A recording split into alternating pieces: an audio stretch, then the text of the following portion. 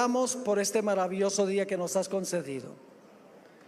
Gracias porque podemos reunirnos en este lugar cómodo para abrir tu santo libro. Pedimos la presencia de tu Santo Espíritu en este lugar. Abre mentes y corazones para que podamos comprender y recibir el mensaje de verdad. Gracias te damos por escuchar nuestra oración, porque te lo imploramos en el nombre precioso de Cristo nuestro Salvador. Amén. En nuestro tema de hoy, en realidad vamos a estudiar 3 doctrinas de la Biblia, porque estas 3 doctrinas están estrechamente conectadas, interrelacionadas. Vamos a estudiar en cuanto al concepto bíblico del juicio, en cuanto a la segunda venida de Jesús y en cuanto a lo que ocurre cuando una persona muere. Ahora, hay diferentes conceptos en cuanto a lo que sucede con una persona cuando muere. Los materialistas, los ateos, dicen que sencillamente cuando una persona muere, vuelve a la tierra, se desintegra y se terminó todo. La mayoría de los cristianos hoy en día creen que cuando una persona muere, el cuerpo vuelve al polvo, pero el alma, si la persona fue buena, va al cielo. Y si la persona fue mala, va al infierno. Y si la persona fue medio mala, al purgatorio. Y si no había llegado a la edad de la razón, al limbo. Pero lo que nos interesa a nosotros en nuestro estudio esta noche no es lo que piensan los ateos, ni lo que piensa la mayoría de los cristianos. Lo que nos interesa es lo que enseña la santa palabra de Dios. Esa es nuestra autoridad. Ahora, para entender qué pasa cuando una persona muere, es necesario primero comprender el origen de la vida. No podemos entender qué es la muerte sin entender cómo comenzó la vida. Así que les invito a ir conmigo en sus Biblias al libro de Génesis, el capítulo 2, y vamos a leer el versículo 7, a donde se describe el origen de la vida. Dice allí: entonces Jehová Dios formó al hombre del polvo de la tierra.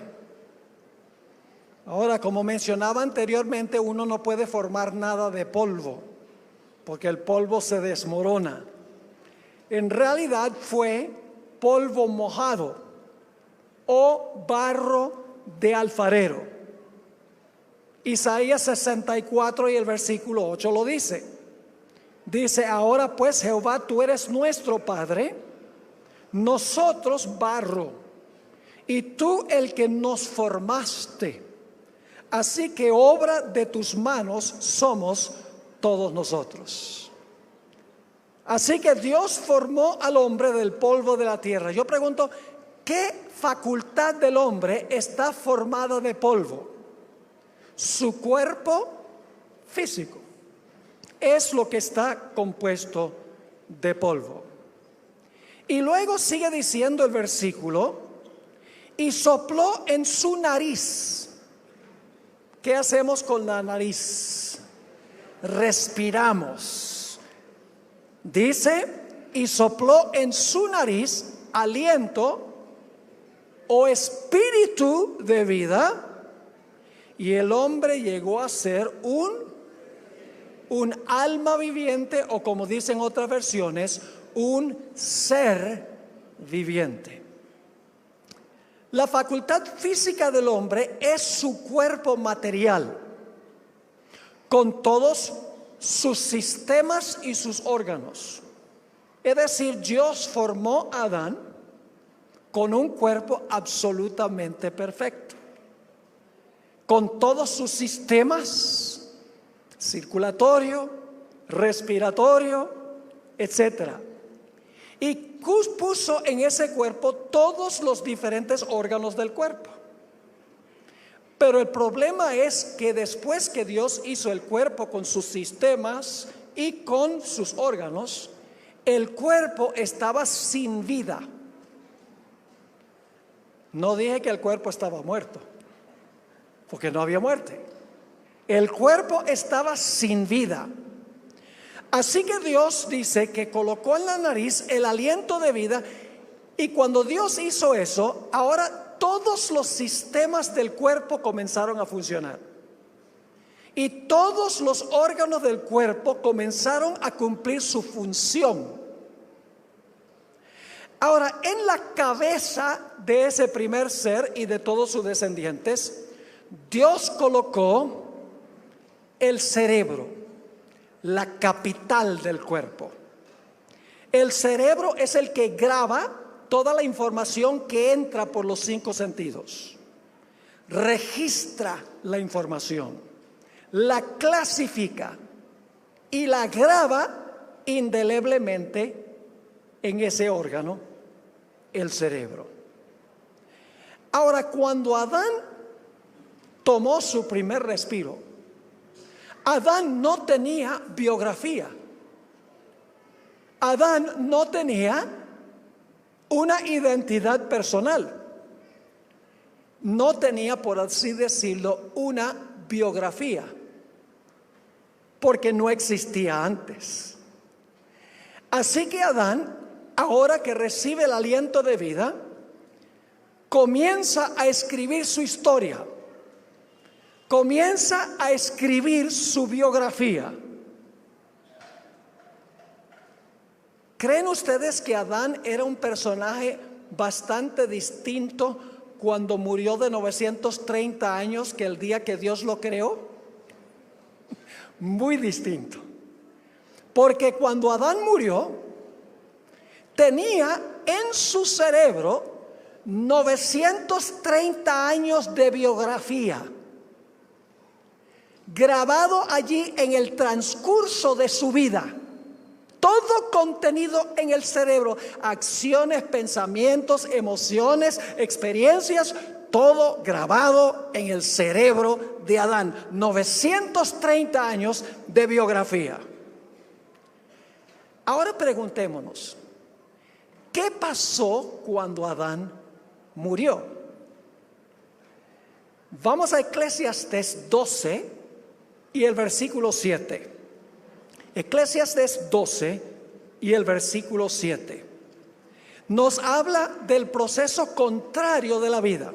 Ahora vamos a ver qué dice la Biblia en cuanto a la muerte. Dice en Eclesiastés 12:7: y el polvo, ¿qué cosa? Vuelva a la tierra como era, y el espíritu o el aliento, ¿qué? Vuelva a Dios que lo dio. Así que, ¿qué sucedió cuando Adán murió? Cuando Adán murió, expiró, dejó de respirar, ya no tenía el espíritu de vida, y todos los órganos dejaron de funcionar. Todos los sistemas dejaron de funcionar. Su cerebro cesó de escribir su biografía. Llegó el final de su vida. Lo que se había escrito es lo que existía. Ahora, la pregunta clave es: ¿qué sucedió con el cerebro de Adán? El cerebro es un órgano fisiológico, ¿están de acuerdo? Cuando Adán fue al sepulcro, ¿qué pasó con su cerebro? ¿El cerebro pensaba? ¿El cerebro razonaba? ¿El cerebro procesaba todo lo que entraba por los 5 sentidos? No. El cerebro dejó de funcionar Por lo tanto, Adán ya no podía pensar. Su cuerpo y su cerebro fueron al polvo, es decir, se desintegraron. Vamos a leer algunos versículos de la Biblia que nos dicen lo que pasa con el cerebro de una persona cuando muere. El cerebro es un órgano físico. Vamos al Salmo 146 y vamos a leer los versículos 3 y 4. Salmo 146 y el versículo 3 y el versículo 4. No confiéis en los príncipes, ni en hijo de hombre, porque no hay en él salvación.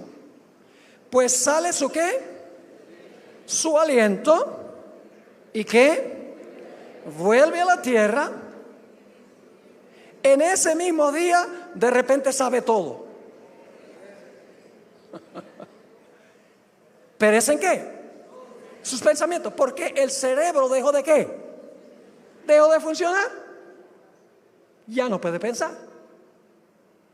Noten Eclesiastés 9:5. Eclesiastés 9 y el versículo 5. Porque los que viven saben que han de morir. ¿De acuerdo? Nosotros sabemos que vamos a morir, al menos que estemos vivos cuando Cristo venga. Pero dice, los vivos saben que han de morir, y los muertos todos saben. Dice no, pero los muertos ¿qué? Nada saben, ni tienen más paga, porque su memoria es puesta en olvido. ¿Cuánto piensa un muerto? Nada. Porque el cerebro, que es el órgano pensante que procesa lo que entra por los 5 sentidos, regresó al polvo y en el transcurso del tiempo se desintegra con el resto del cuerpo. Leamos un texto más ahí mismo en Eclesiastés 9 y el versículo 10. Dice el sabio Salomón: todo lo que te viniere a la mano para hacer, hazlo según tus fuerzas, porque en el Seol, que significa sepulcro, a donde vas, no hay obra, ni trabajo, ni, cuando dice ciencia es conocimiento, ni sabiduría. Es decir, cuando Adán expiró, su biografía estaba completa. ¿Y a dónde estaba su biografía? En el cerebro. Así que, ¿qué pasó con la biografía de Adán? Se desintegró con su cerebro. Los 930 años que él grabó en su cerebro de su historia, todo se desintegró junto con el cuerpo, porque el cerebro es un órgano físico. Ahora usted dice, pastor, eso es deprimente. Sí es deprimente, pero hay una buena nueva. Y es que a medida que nosotros vivimos, Dios guarda una copia de nuestra vida en el cielo. La Biblia dice que Él guarda los registros en los libros. Recuerden que los escritores bíblicos, cuando ellos escribieron, se escribían los registros en libros. Yo creo que si hoy se levantara un profeta, no diría que se guardan los registros en libros, sino que diría que se guardan los registros en discos duros o en dispositivos. Porque en realidad vamos a ver que lo más probable es que Dios guarda en el cielo un registro electrónico de toda la vida de Adán de comienzo a fin, en forma electrónica. Y ustedes dicen, ¿cómo sabe eso? Seguimos estudiando. La Biblia dice que Dios guarda la biografía completa de una persona en los libros celestiales. Es decir, los 930 años de la vida de Adán se desintegraron en el sepulcro, pero Dios guardó una copia exacta en los registros celestiales. ¿Dónde dice la Biblia eso? Vamos a leer ahora algunos versículos de lo que Dios registra en los libros, plural, libros, ¿qué es lo que está en los libros? Vamos a 2 de Corintios 5 y el versículo 10. 2 de Corintios 5 y el versículo 10. Porque es necesario que todos nosotros comparezcamos ante el tribunal de Cristo. ¿Cuántos tienen que comparecer ante el tribunal de Cristo? Todos.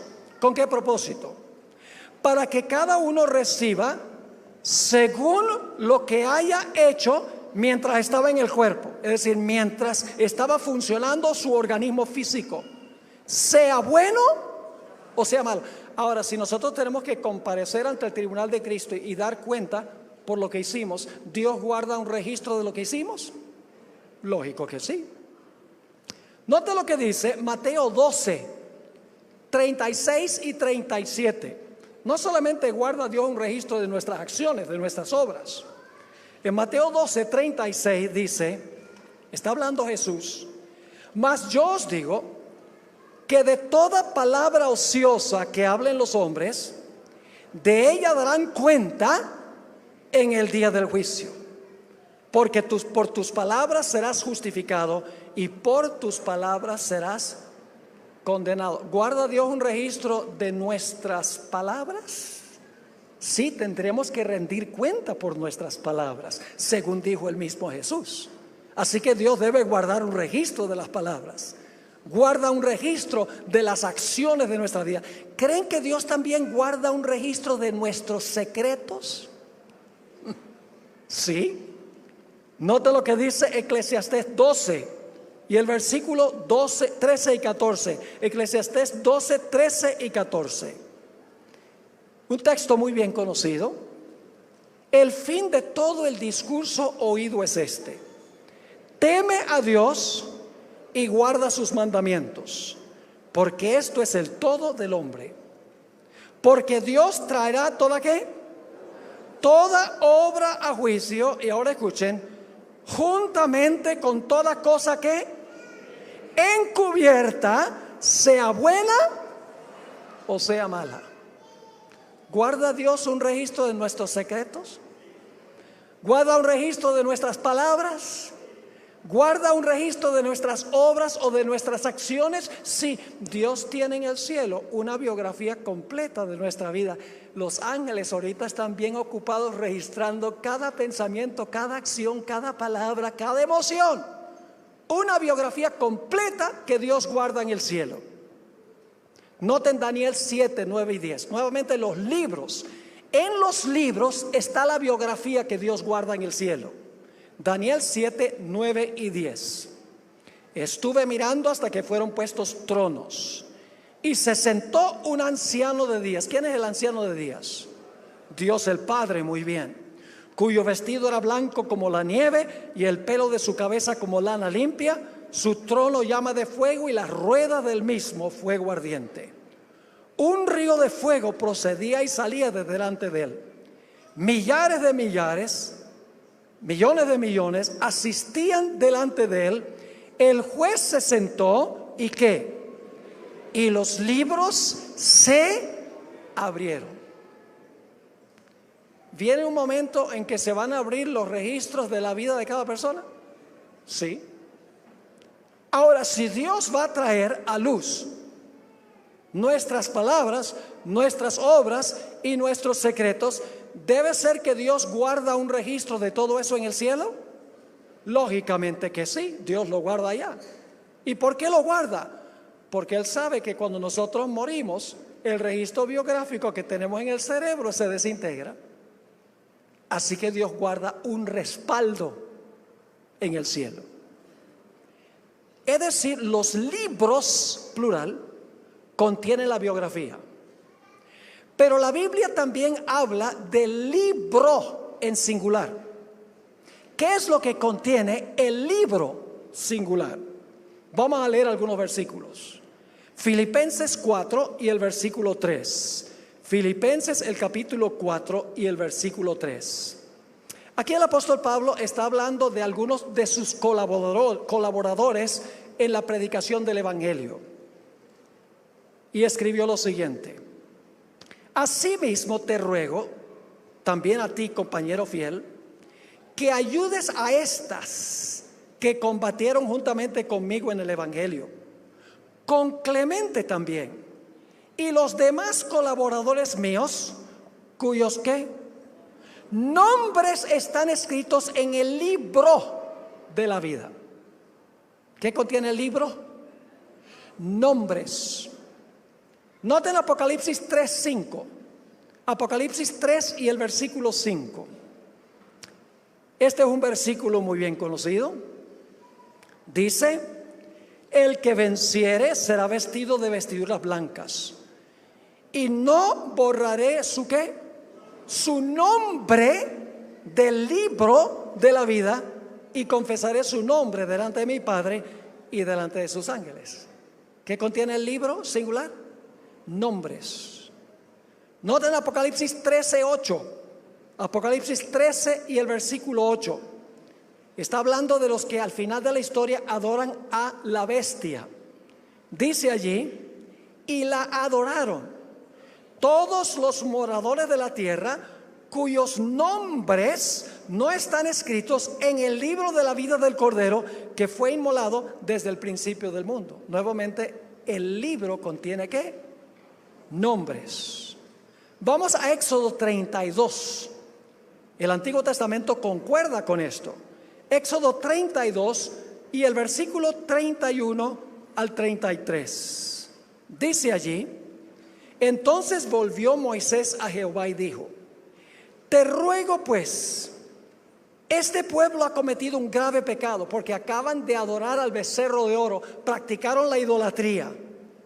Y luego Moisés dice: porque se hicieron dioses de oro.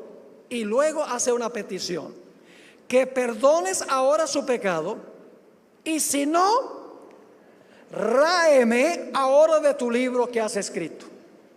Quita mi nombre si tú no puedes salvar al pueblo.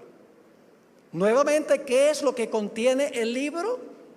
Nombres. ¿Qué contienen los libros? La biografía que la persona desarrolló en vida, que Dios guarda en el cielo, que Dios archiva, podríamos decir, en el cielo. Un texto más sobre el libro. Daniel 12 y el versículo 1. Daniel 12 y el versículo 1. Está hablando de la conclusión de la gran tribulación final. Y dice: en aquel tiempo se levantará Miguel, el gran príncipe que está de parte de los hijos de tu pueblo, y será tiempo de angustia, cual nunca fue desde que hubo gente hasta entonces. Pero en aquel tiempo será libertado tu pueblo, todos los que se hallan escritos en el libro. ¿Qué contienen los libros? La biografía, toda la vida de la persona. ¿Qué contiene el libro? Los nombres. Después le voy a explicar cómo se relacionan los libros con el libro. Pero ahora consideremos algunos detalles en cuanto al juicio. Punto número 1. Ya leímos esto en 2 Corintios 5:10. ¿Cuántos tendremos que comparecer ante el gran tribunal de Cristo? Vamos a leer ese versículo de nuevo. Porque es necesario que todos nosotros, el apóstol Pablo también, todos nosotros, dice él, eso lo incluye a él. Porque es necesario que todos nosotros comparezcamos ante el tribunal de Cristo, para que cada uno reciba según lo que haya hecho mientras estaba en el cuerpo, sea bueno o sea malo.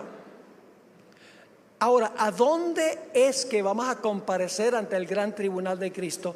¿En la tierra o en el cielo? ¿A dónde se hace ese juicio? En el cielo. Puede ser que les sorprenda y diga: pastor, nosotros tenemos que comparecer ante el tribunal de Cristo en el cielo. ¿Y cómo es eso si vivimos en la tierra? Ya les voy a explicar, pero vamos a leer el texto bíblico que dice que el juicio transpira en el cielo. Daniel 7, 9 y 10. Daniel 7, 9 y 10. Estuve mirando hasta que fueron puestos tronos. Y se sentó ¿quién? Un anciano de días. ¿Quién es el anciano de días? Dios el Padre. ¿A dónde vive Él? ¿A dónde vive el Padre? ¿Cómo oramos? Padre nuestro que estás en todas partes. No, el Padre nuestro dice, Padre nuestro que estás en el cielo. Así que esto está ocurriendo ¿dónde? En el cielo. Así que dice, estuve mirando hasta que fueron puestos tronos y se sentó un anciano de días cuyo vestido era blanco como la nieve y el pelo de su cabeza como lana limpia, su trono llama de fuego y las ruedas del mismo fuego ardiente. Un río de fuego procedía y salía de delante de él, millares de millares le servían y millones de millones asistían delante de él. ¿Quiénes son esos millones de millones que asisten delante de él? ¿Y a dónde viven ellos? En el cielo. Y entonces dice, el juez se sentó y los libros se abrieron. ¿A dónde es que se van a abrir los libros para juzgar a la gente? En el cielo. Y yo sé que ustedes están pensando, bueno, si los libros se abren en el cielo y nosotros tenemos que comparecer ante el tribunal, ¿cómo podemos hacer eso si estamos en la tierra? Ya lo voy a explicar. Siguiente punto. Ese juicio donde tenemos que comparecer ante el tribunal de Cristo ocurre antes de la segunda venida de Jesús. ¿Me oyeron lo que dije? Nosotros tenemos que comparecer ante el tribunal de Cristo en el cielo antes que Jesús venga. Y ustedes dicen, ¿dónde dice la Biblia tal cosa? Apocalipsis 14, 6 y 7. Se conoce como el mensaje del primer ángel. Apocalipsis 14 y el versículo 6 y 7. Vi volar por el medio del cielo a otro ángel que tenía el evangelio eterno para predicarlo a los moradores de la tierra, a toda nación, tribu, lengua y pueblo. Yo pregunto, mientras se está predicando el evangelio, ¿hay oportunidad de salvarse? En este mensaje del primer ángel, ¿la gente tiene la oportunidad de salvarse? Pues lógico, ¿para qué se va a predicar si no se pueden salvar? Ahora, noten cómo sigue el mensaje. Versículo 7, diciendo a gran voz, temed a Dios y dadle gloria, porque la hora de su juicio llegará. No, dice la hora de su juicio ha llegado. Yo pregunto, ¿el juicio transpira mientras se está predicando el evangelio? Sí. Es decir, el juicio se hace mientras el evangelio se está predicando. Así que todos tienen que comparecer. El juicio ocurre en el cielo y ocurre antes de la segunda venida de Jesús. Ahora escuchen lo que voy a decir. La vasta mayoría de las iglesias en el mundo no entienden lo que estamos estudiando esta noche. Porque ellos creen que el juicio ocurre cuando una persona se muere. Porque si una persona se va al cielo cuando se murió, ya fue juzgado. Si va al infierno, ya fue juzgado cuando se murió. Y algunas iglesias, muchas de ellas creen que la persona va a ser juzgada cuando Cristo venga por segunda vez. Y no pueden entender que los casos de todos se van a examinar en el cielo antes de la segunda venida y que nosotros vamos a comparecer allá, escuchen bien, no en persona, sino a través de lo que está escrito en los libros. ¿Están conmigo o no están conmigo? Ahora yo pregunto, ¿cuándo es que Cristo trae su recompensa? Yo pregunto, ¿durante el juicio se determina qué recompensa va a recibir la persona? Si se va a salvar o se va a perder. ¿El juicio revela eso? ¿Cómo no? Noten lo que dice Mateo 16, 27. Mateo 16 y el versículo 27. Porque el Hijo del Hombre vendrá en la gloria de su Padre con sus ángeles. Y entonces pagará a cada uno conforme a sus obras. ¿Cuándo es que la persona recibe la salvación o la perdición? ¿Cuando muere o cuando Cristo venga? Cuando Cristo venga. ¿Y a dónde se determinó si la persona iba a ir al cielo cuando Cristo venga o no iba a ir al cielo? en el juicio que se hizo en el cielo, examinando los registros de las personas que están en la tierra. ¿Está teniendo sentido esto? Vamos a Apocalipsis 22, 12.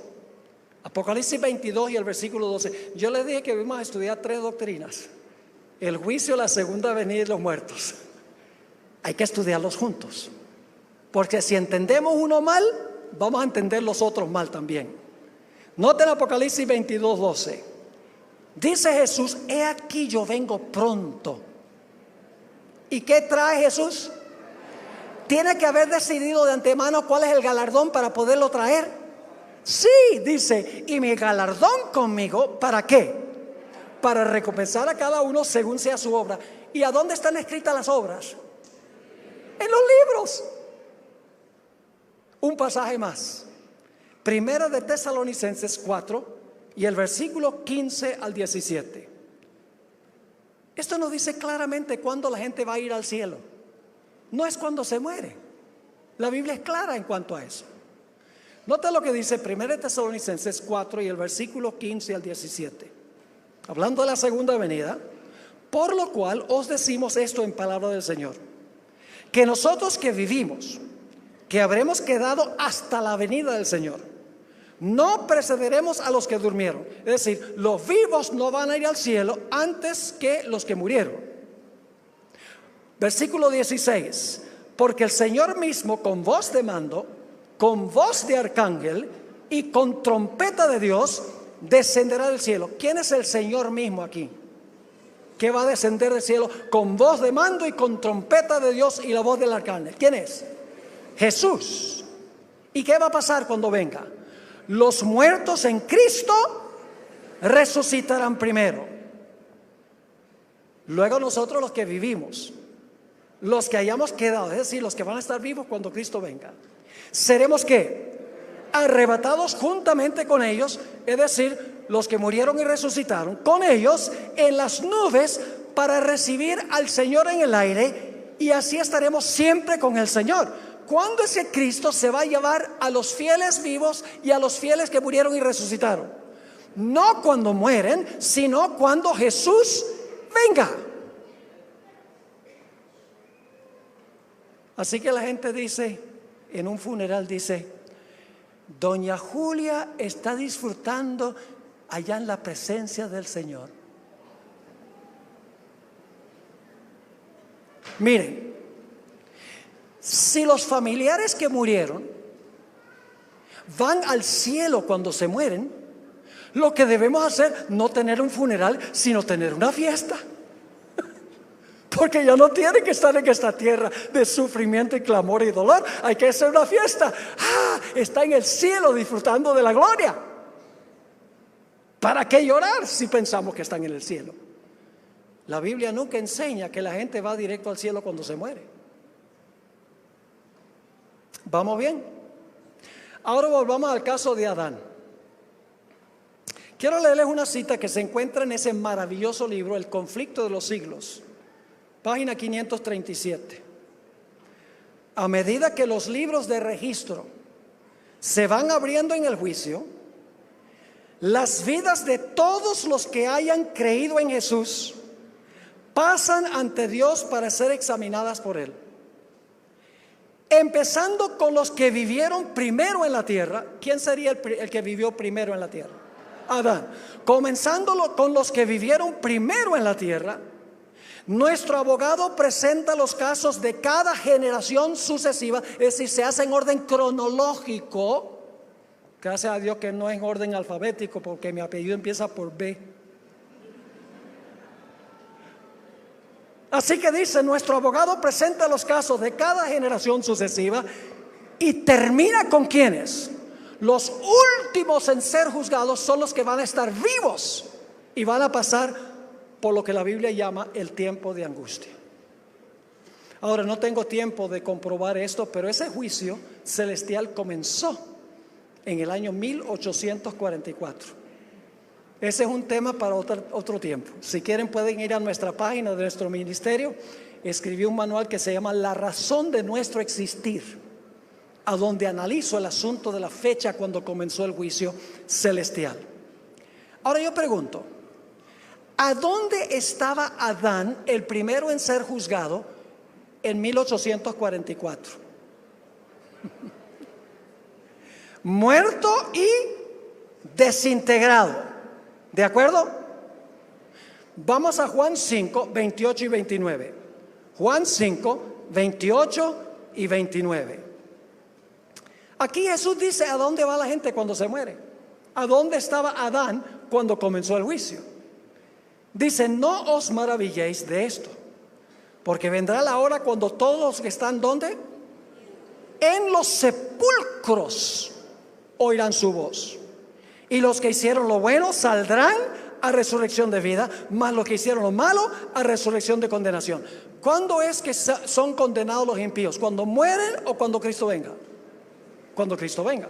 ¿Cuándo es que los justos reciben su recompensa? ¿Cuando mueren o cuando Cristo venga? Cuando Cristo venga. La Biblia es muy clara en cuanto a eso.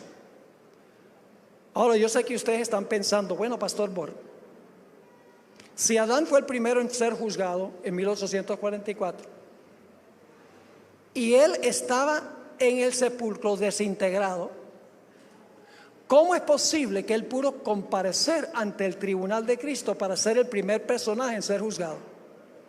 La respuesta es muy sencilla, y es que compareció ante el tribunal de Cristo a través de lo que estaba escrito en los libros. Es decir, se examina su biografía que Dios guardó en el cielo. Ahora quiero que noten algo muy interesante. Hemos dicho que el espíritu es la respiración de la persona, pero el espíritu es más que la respiración. En realidad, a medida que una persona vive y respira y procesa, podríamos decir que el espíritu de esa persona se personaliza. Ahora ustedes dicen: ¿qué significa eso? Vamos a leer 3 textos del Nuevo Testamento. Lucas 8, 52 al 56. Lucas 8, 52 al 56. Una niña murió. Sus padres estaban tristes. Y dice allí en el versículo 52: y lloraban todos y hacían lamentación por ella. Pero él dijo: no lloréis, no está muerta, sino que duerme. Y se burlaban de él sabiendo que estaba muerta. Mas él, tomándola de la mano, clamó diciendo: muchacha, levántate.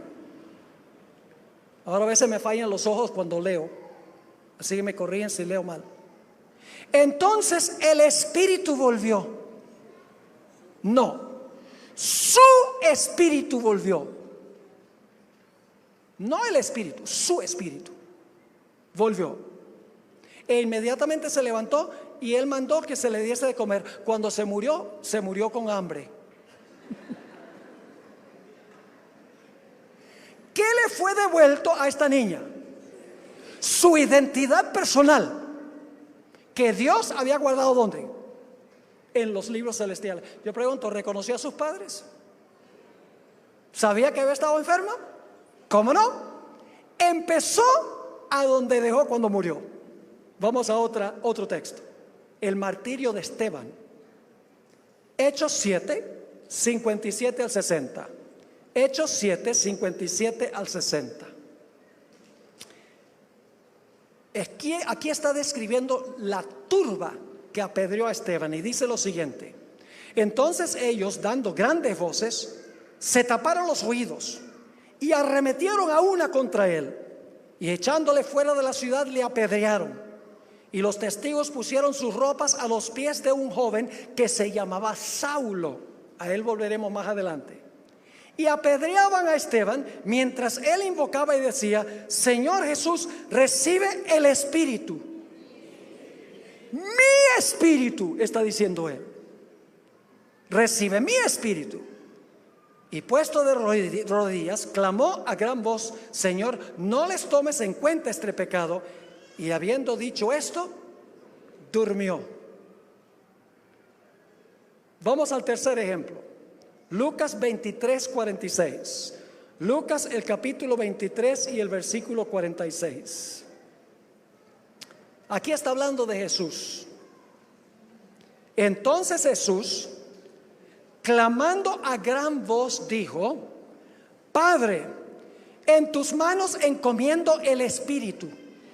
No, Jesús está diciendo: en tus manos encomiendo mi existencia, encomiendo tus manos quién soy yo, porque Padre, tú has prometido que me vas a llamar del sepulcro al tercer día.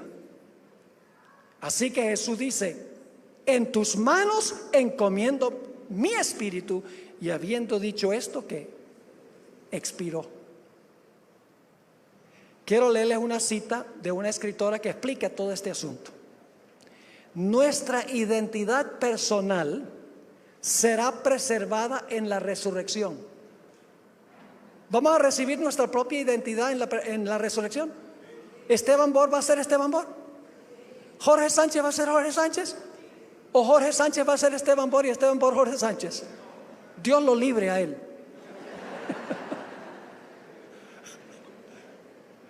Nuestra identidad personal será preservada en la resurrección, aunque no sean las mismas partículas de materia ni la misma sustancia material que fue a la tumba.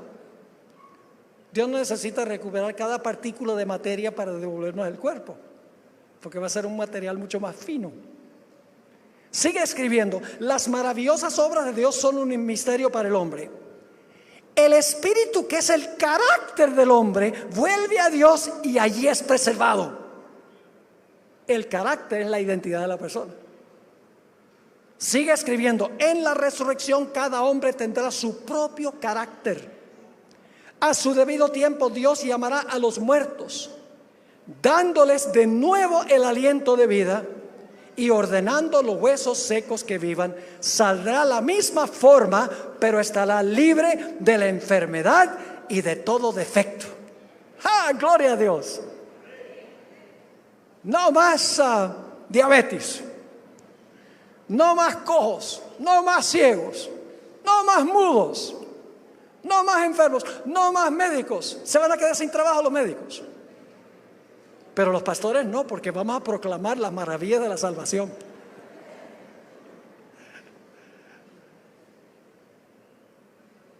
¡Qué glorioso!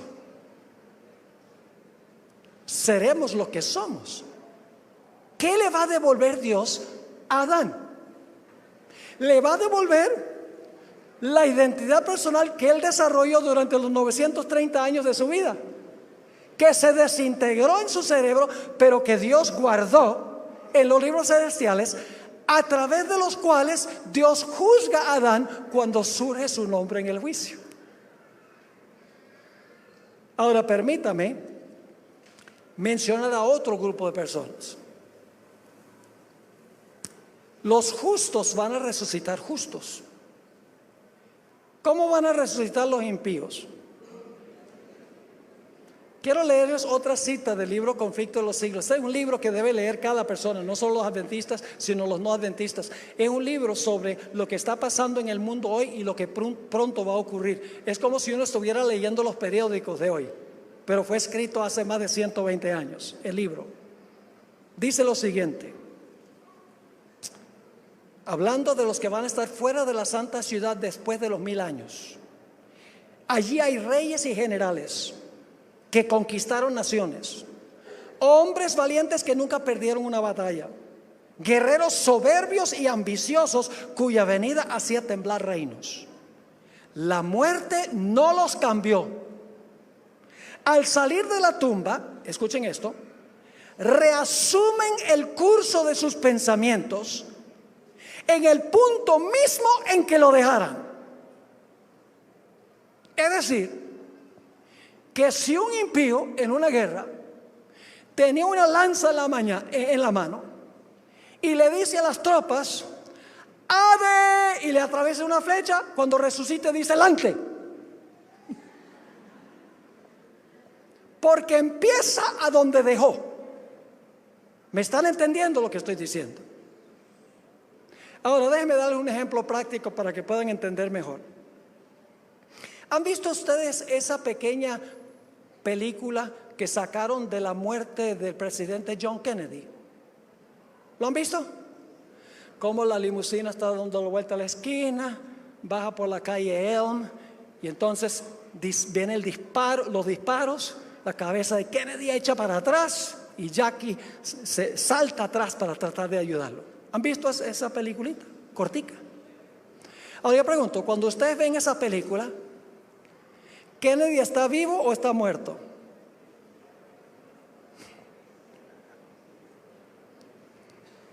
En la película está vivo, pero están viendo la película después de muerto.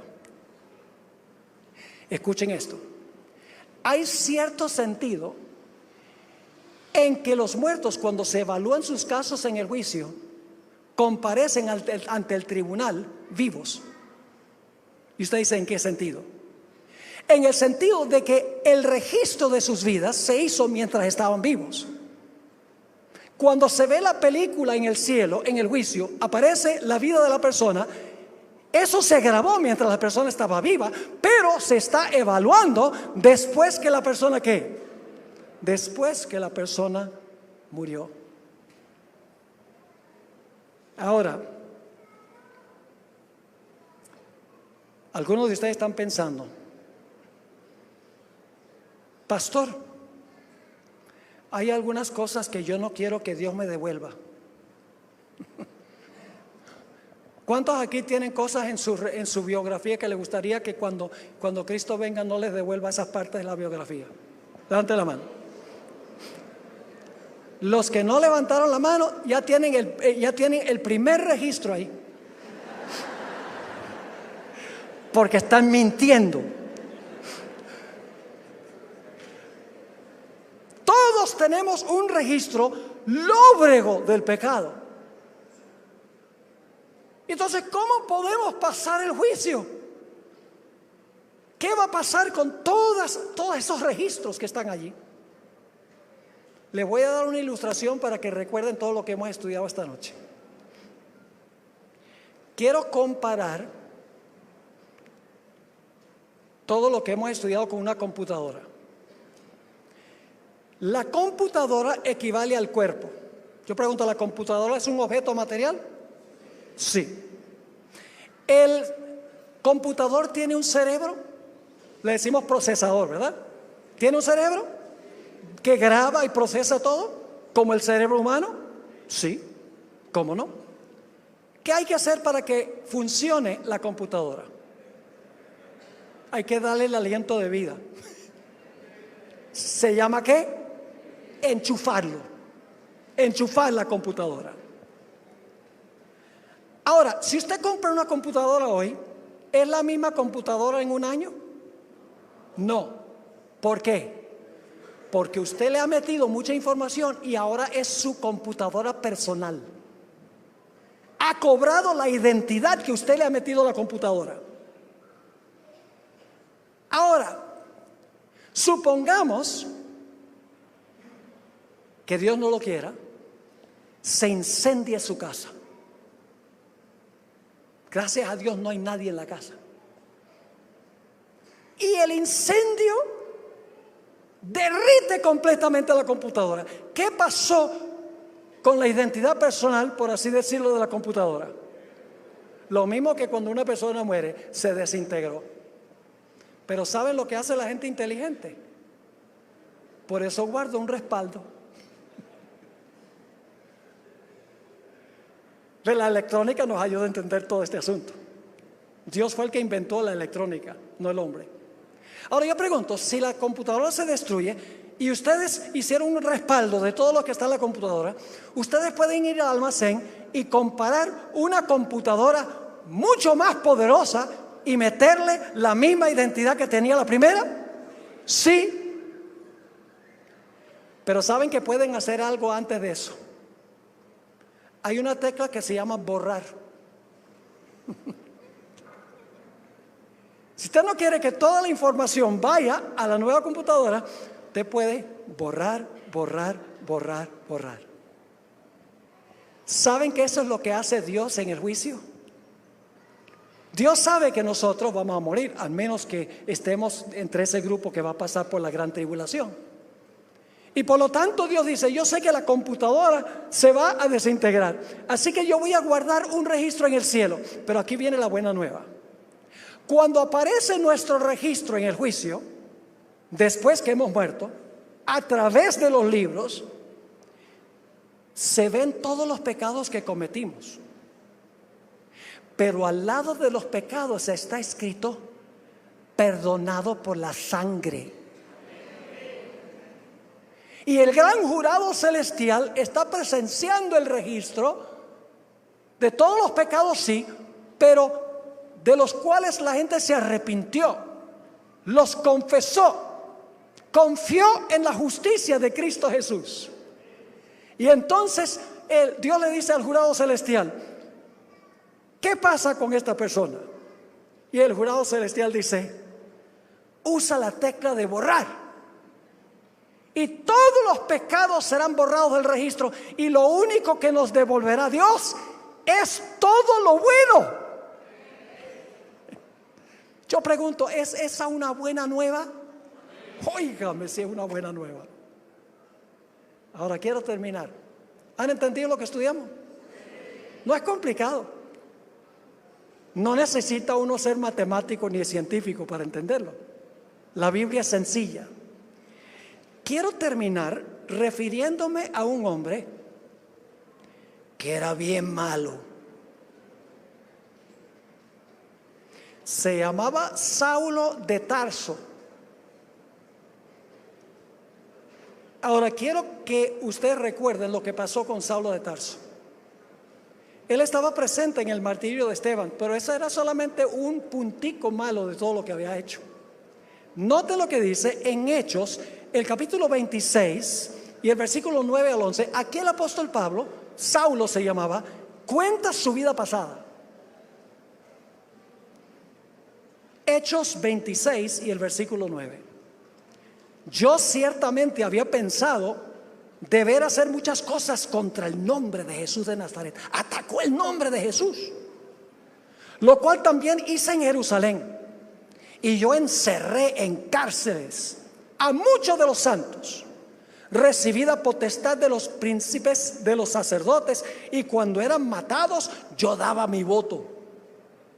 Y muchas veces castigándolos por todas las sinagogas, los forcé inclusive a blasfemar. Y enfurecido sobremanera contra ellos, los perseguí hasta las ciudades extranjeras. ¿Qué clase de vida llevó el apóstol Pablo o Saulo de Tarso? Era bien malo.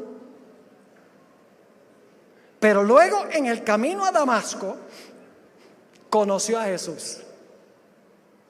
Lo confrontó Jesús. Y Jesús le dijo, ve a la casa de Ananías, porque hay algo muy importante que tiene que pasar allí. Así que fue a la casa de Ananías, y Ananías le dijo algo muy importante. En Hechos 22:16. Hechos 22:16. ¿Qué le dijo Ananías?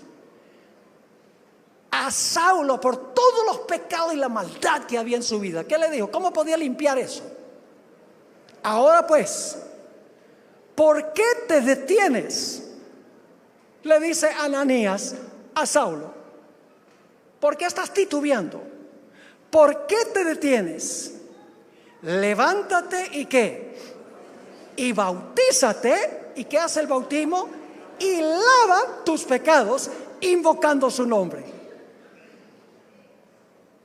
¿Qué pasó con toda la lóbrega historia de Saulo de Tarso cuando se encontró con Jesús y se bautizó, lavando todo su pasado lóbrego y terrible? ¿Qué pasó? Todo su pasado Dios lo perdonó. Por eso Pedro dijo en el día del Pentecostés a 3,000 personas: arrepiéntanse y bautícense para recibir perdón de los pecados y recibiréis el don del Espíritu Santo. Es en el bautismo que se borró todo el registro terrible de Saulo de Tarso. Se colocó perdón al lado de todos esos pecados. ¡Qué glorioso! Y yo no creo que haya nadie aquí tan malo como fue Saulo. Y Cristo puede hacer lo mismo por ti que lo que hizo por Saulo. ¿Saben lo que yo quiero ver algún día? Yo quiero ver el encuentro entre Saulo y Esteban. Yo pregunto, ¿Saulo se va a salvar?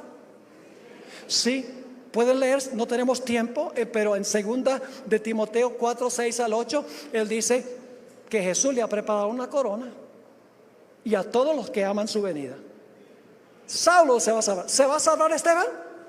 Sí, digo, en tus manos encomiendo mi espíritu. Los dos se van a salvar. Ahora imagínense, me emociona nada más contar esto. Esteban no sabe que Saulo se convirtió. Así que ahora la Nueva Jerusalén viene caminando de una dirección, Saulo de Tarso, y de la otra dirección viene Esteban. Y Esteban,